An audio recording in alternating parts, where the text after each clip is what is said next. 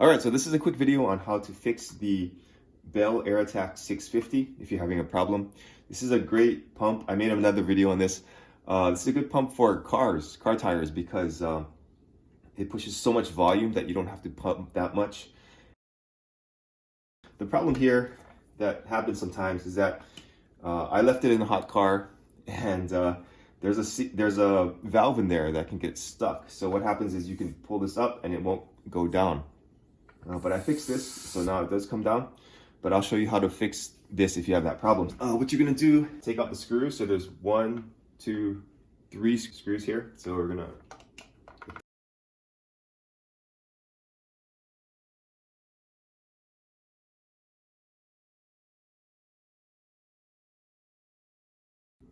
All right, the next thing you're gonna do is you're gonna pull out the tube. So it's easier just to put your feet here and pull out. You might need to twist a little bit. Okay, and then I'm gonna take a flathead screwdriver and stick it under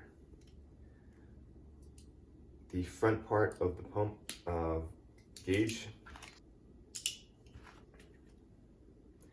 And just gently pry it off.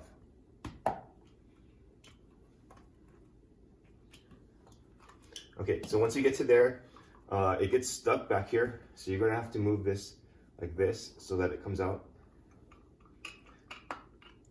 And do it gently so you don't wreck the gauge there. Okay, and that's what's gonna happen there.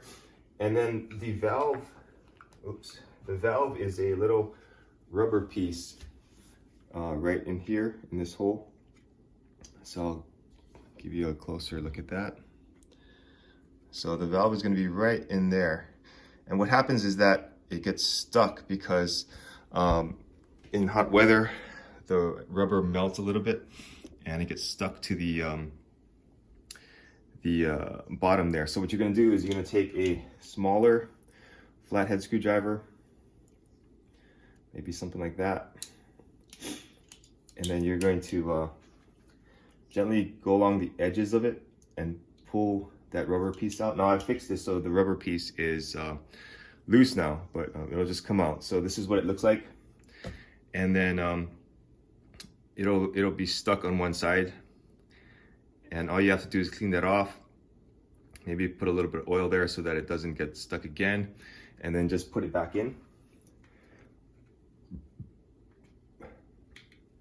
And then once you have it back in, just reassemble it.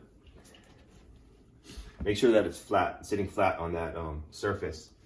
And then put the plastic back there, put the gauge back in. Or make sure that the gauge is lined up with the holes.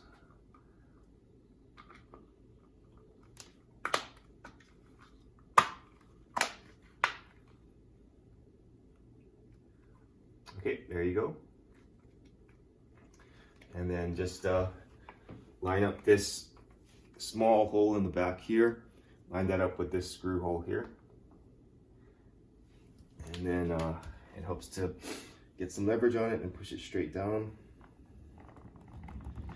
Push it in all the way so that you can see that this gray area is covered by that base piece.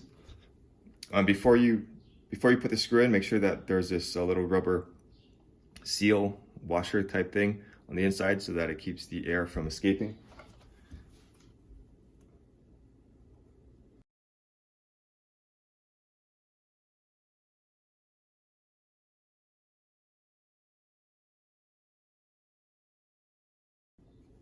And that's it. Now the pump works correctly and you're ready to go.